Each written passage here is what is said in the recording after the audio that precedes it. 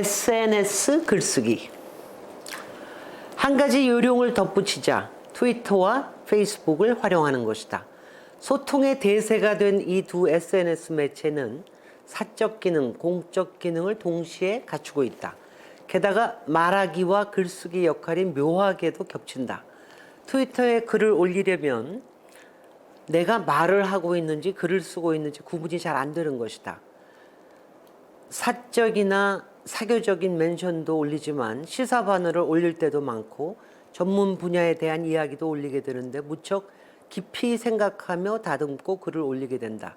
더욱이 트위터는 140자라는 한계가 있으므로 간단 명료하게 쓰고자 또는 말하고자 노력한다.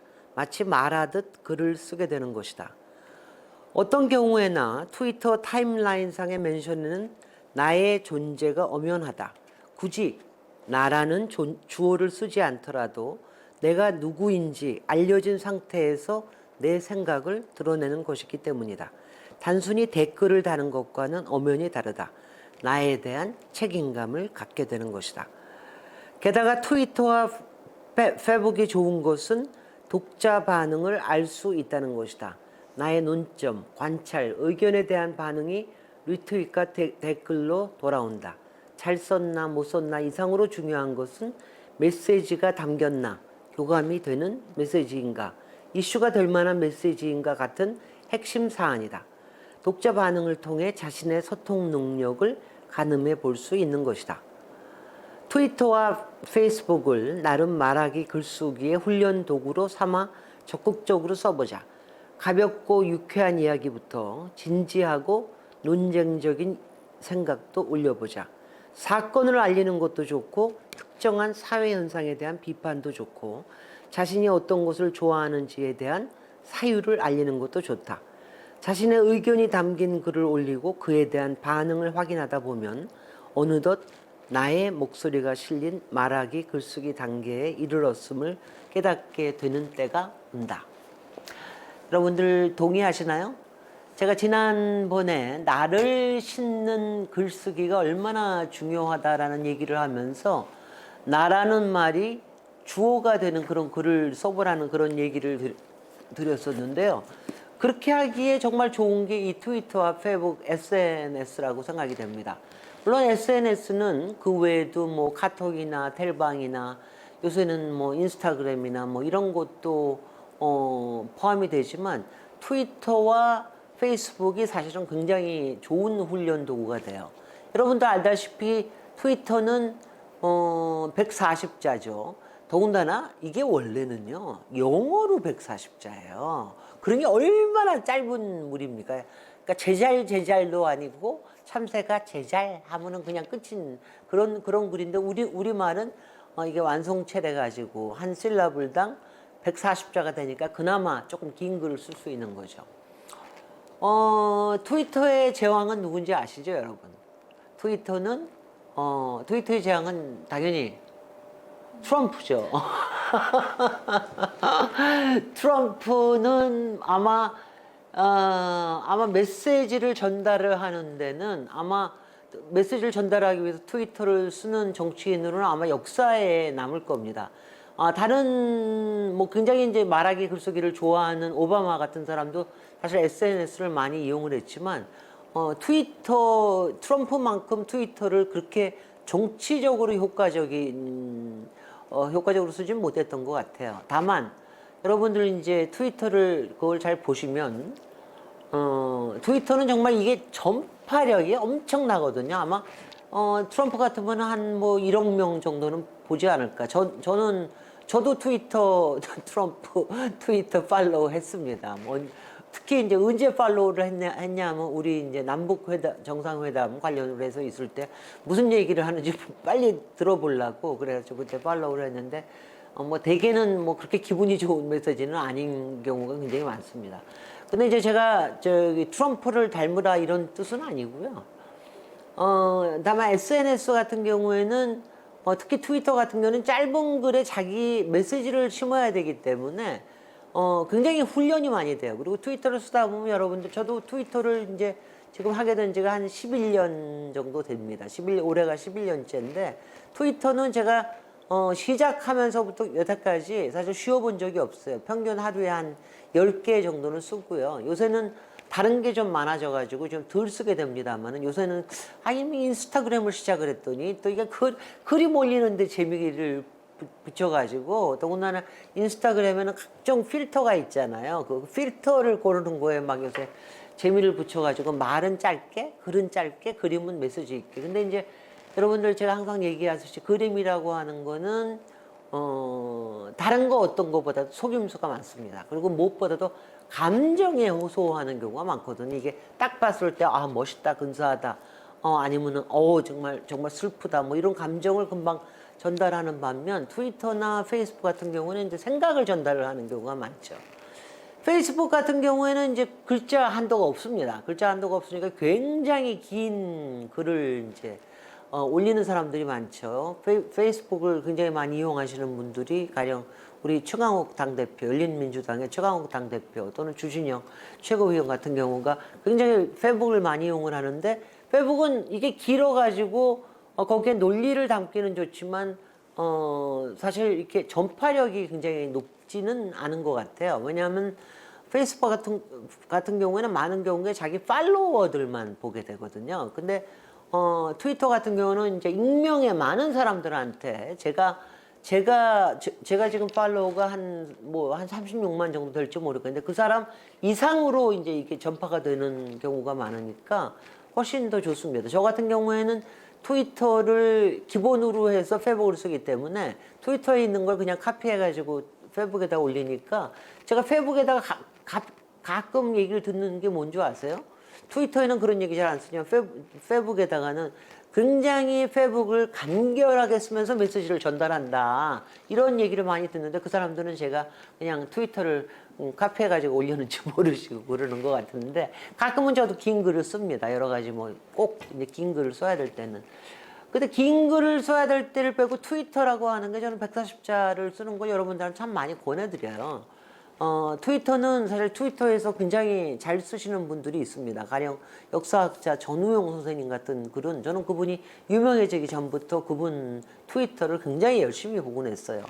요새는 좀 이분도 굉장히 이렇게 정치적으로 색깔이 분명한 글을 쓰실 때가 많아가지고 어떤 때는 조금 이제 덜 보게 되기도 하는데 그러니까 원칙과 상식이 그대로 드러나는 게 그러면서 역사학자로서의 내공이죠. 역사학적으로 팩트와 내공과 시각을 그대로 드러내는 그런 트위터를 써서 솔직히 전우용 선생님 같은 경우에는 트위터로 유명해지셨을 거예요. 그전에는 그렇게 알려지시지 않으셨던 그러니까 학자로서는 꽤 알려지셨지만 일반 대중적으로는 꽤 알려지시지 않았던 분인데 트위터로 오히려 알려지셨던 분이고요. 저 같은 경우에도 아마 트위터 때문에 굉장히 트럼프만큼은 못했지만 그래도 트위터 덕분에 굉장히 많은 사람들한테 이렇게 알려지게 되는 경우가 있어요. 저도 그래서 아침에 일어나면 여러분들 아시다시피 저보고 일기예보자라고 그런 얘기를 들어요. 아침에는 날씨에 대한 얘기를 잘 씁니다. 왜 우리가 아이스 브레이킹 할 때 날씨 얘기하지 않습니까? 저도 반은 주말 농사하는 사람으로서 날씨에 굉장히 민감합니다. 그래서 날씨에 대한 얘기를 하면서 거기에다가 어떤 메시지를 심고 굉장히 날이 좋은 거에 대해서 요새 같은 가을 하늘에 구름이 굉장히 아름다울 때는 거기에 또 시적인 표현으로 쓰기도 하고 그리고 정치적인 메시지도 굉장히 많이 씁니다. 기본적인 시사 사안에 대한 저의 얘기를 쓰고 이렇게 얘기를 하는데요. 그렇게 솔직히는 저는 트위터를 쓰면서 굉장히 말이 정제되는 거를 굉장히 많이 훈련이 되는 걸 느낍니다. 그러니까 그렇게 하고 나니까 왜냐면 제가 여러분들도 제가 법사위에서 활동하는 거나 이런 거 보면 여러분들 제가 굉장히 핵심을 찔러서 이렇게 얘기를 한다라는 얘기를 하는데 그게 아마 제가 트위터에다가 얘기하는 거를 많이 해봐서 그럴 거예요. 트위터에서 글을 쓰면서 140자를 넘어가면 장문으로 쓸 수는 있지만 그렇게 되면 효과는 확 줄어들거든요. 그러니까 140자 안에다가 이제 근데 그때 제가 글을 쓸 때 한 번에 일필휘지로 쓰는 경우가 없습니다. 처음에 쓰고 나서 보통 제가 평소에 글을 내보낼 때는 한 10번 정도를 다시 쓰지만 트위터 같은 경우에 한 3번 정도를 줄이고 다시 표현을 가다듬고 해가지고 3번 정도는 고쳐가지고 네, 그래도 가끔 또 이제 맞춤법에 오자도 생기고 그러지만 근데 저는 지금 이제 우리가 SNS 시대라는 얘기를 많이 하지 않습니까? SNS에 가령 카톡이나 텔방 또 여러분들 많이 이용할 텐데 저도 굉장히 많이 이용합니다. 저는 솔직히 가족들하고 거의 전화를 안 해요. 아니 어떻게 여행 가서 또 어떻게 전화 한 번 안 하냐고 사람들이 그러는데 요새는 SNS가 있어가지고 쉽게 오히려 짧게 얘기를 할 수 있기 때문에 그러니까는 저 SNS를 많이 이용을 하게 되는데 그 가족들하고 얘기할 때도 물론 가족들하고 얘기할 때는 주어니 목적어니 이런 거 빼가지고 뭐 그냥 대충 느낌만 써가지고 보내고 그럴 때도 있지만 그렇게 안 하면 여러분들 아실 거예요. 그 카톡이나 텔방에다 쓰고 나면 사람들이 아무 메시지 답이 없는 경우가 있죠. 여러분들이 뭔가를 잊어버리신 거예요. 나도 빼고 목적어도 빼고 동사도 빼고 뭔가 없어 저쪽에서 이게 뭐지? 이게 뭐 이러는 경우가 굉장히 많을 겁니다. 특히 요새 뭐 카톡방이나 텔방 같은 경우에는 또 뭐 수백 명이 이렇게 들어와 있는 경우도 많잖아요. 그렇게 수백 명이 들어와서 얘기할 때도 무슨 얘기를 어떻게 해야 남의 귀와 눈을 사로잡을 수 있는지에 대해서는 굉장히 다릅니다. 그리고 저는 무엇보다도 이 SNS에다가 정제된 말로 써보라고 얘기를 하는 이유가 핵심을 잡는 것보다 이런 SNS에서는 항상 나가 드러나게 됩니다. 나라는 말을 나는 어쨌다 이렇게 꼭 표현을 안 하더라도 거기에는 나라는 존재가 항상 먼저 나와 있기 때문에 훨씬 더 조심하게 되고 가다듬게 되고 이러는 거죠. 그래서 우리가 요새는 댓글이요. 저는 댓글을 안 씁니다. 저는 댓글을 안 써요. 저는 뭐 유튜브도 그렇고 어제 기사에도 여태까지 댓글을 써본 적이 없어요. 이거는 저의 그러니까 나름대로의 저의 성향인데 너무 여러 개가 있는 거에 거기다가 말을 집어넣는 거에 대한 또 부담감. 그래서 제가 좋아요, 싫어요 정도는 제가 할 때가 있는데 댓글을 잘 안 쓰게 되고 그리고 댓글이라고 하는 거는 솔직히는 익명성에 많이 기대는 경우가 많잖아요. 나라는 게 잘 드러나지 않기 때문에 저는 이제 뭐 지나가는 옛세대일지도 모르겠습니다. 저는 말하기와 글쓰기에는 절대로 나가 드러나야 된다. 익명이라는 거에 기대서 뭘 얘기를 하지는 않아야 된다라는 저희 나름대로 소신이 있어서 저는 댓글을 잘 안 씁니다. 그래서 여러분이 여러분의 글쓰기를 다듬을 수 있는 기회는 하루에도 수십 번 있습니다. 꼭 여러분이 뭐 어디에다 칼럼을 쓰거나 어디에다 논문을 쓰거나 논술 시험에 나가지 않더라도 보고서를 쓰지 않더라도 여러분이 쓰시는 SNS에도 하루에 여러 번 기회가 있고요. 그리고 여러분들 저는 요새 트위터는 지고 뭐 인스타그램으로 뜨는 이미지의 시대라고 그러지만 여전히 저는 트위터 하라는 거를 굉장히 많이 권해드립니다. 트위터가 제가 저의 말하기 훈련을 또 글쓰기 훈련을 했던 도구일 뿐만이 아니라 정말 이 세상에 많이 일어나고 있는 일들에 대해서 자신의 포지션을 명확하게 하는 데도 굉장히 도움이 된다고 생각이 돼요. 그 다음에 여러분들 저한테 또 트위터가 도움이 되는 게 있어요. 뭐냐면은 말을 할 것인가 말 것인가에 대한 결정.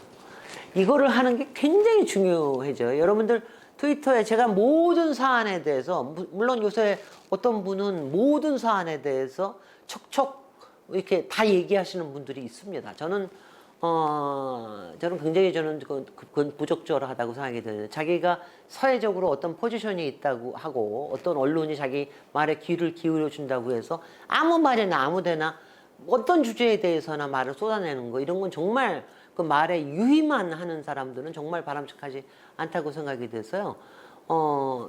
제가 쓰는 트위터에도 제가 이제 11년의 기록이 트위터에 다 남아 있는데 그러니까 제가 이거는 꼭 해야 된다고 생각이 들 때, 이거는 하지 않고는 못 베길 때, 그 다음에는 그러니까 저도 이럴 때 막 깝깝해서 도저히 말을 안 하면 안 할 수가 없을 때, 그 다음에는 제가 기분이 좋기 위해서 또 저의 기분을 사람들한테 전파해주고 싶어서 또 남의 기분을 좋게 하기 위해서 제가 아침에 쓰는 제가 보통 새벽 서너 시에 일어나서 4, 5시에 보통 요새 4, 5시에 글을 올리다가 그때 너무 안 읽는 것 같아서 요새는 6시 반쯤 이제 올리거든요. 되게. 근데 첫 글은 되게 많은 사람들을 좀 유쾌하게 해주기 위한 날씨에 관련된 겁니다. 그렇게 하면서 제가 남의 기분을 좋게 해주는 그거에 대한 공감을 어떻게 하면 끌어내느냐 이거에 대한 훈련도 하죠. 근데 가끔가다 속상한 건 있어요. 아주 좋은 글을 올렸는데도 별로 반응이 시큰둥한데 정치적으로 확실하게 어떤 요점을 찔렀을 때는 굉장히 반응이 뜨겁게 오는 경우가 있죠. 그만큼 우리 SNS가 굉장히 정치화돼 있다라고 하는 것 때문에 그렇고요. 여러분들 이렇게 얘기하다 보면 여러분들 이제 악플 때문에 또 걱정하시잖아요. 제가 악플에 대해서 나중에 언제 한번 얘기 드릴 또 기회가 있겠습니다만은 그냥 악플은 크게 웃으면서 넘기시는 게 좋습니다. 악플을 받는 것 중에 제일 좋은 것 중에 하나는 뭐냐면 어떤 악플이 와도 내 맷집이 당신의 맷집은 든든하십니까? 당신의 멘탈은 어떠하십니까? 이렇게 하면서 오는 게 악플이거든요. 그러니까 그거를 견뎌내는 것도 또 SNS에 글을 쓰는 여러 가지 묘미가 또 되기도 합니다. 그래서 오늘의 숙제. 여러분들이 오늘도 SNS를 한 몇십 개는 날리실 겁니다. 뭐 업무를 위해서 또 개인을 위해서 아니면 트위터의 시사를 위해서 여러분들의 SNS 글쓰기를 다듬는 거를 한번 해보시라. 그래서 오늘은 내가 분명히 메시지 있는 거를 하나 올렸다. 여러분들 메시지 있는 글을 올리면 분명히 반응이 옵니다. 이거를 오늘은 꼭 한번 해보시라. 그렇게 되면 여러분들 이게 갑자기 막 이게 배가 든든해지고요. 힘이 막 어깨에 붙고 어떤 때는 좀 날아가는 듯한 그런 느낌도 들 수 있습니다. 오늘의 숙제 꼭 해보시기 바랍니다. 감사합니다. 안녕.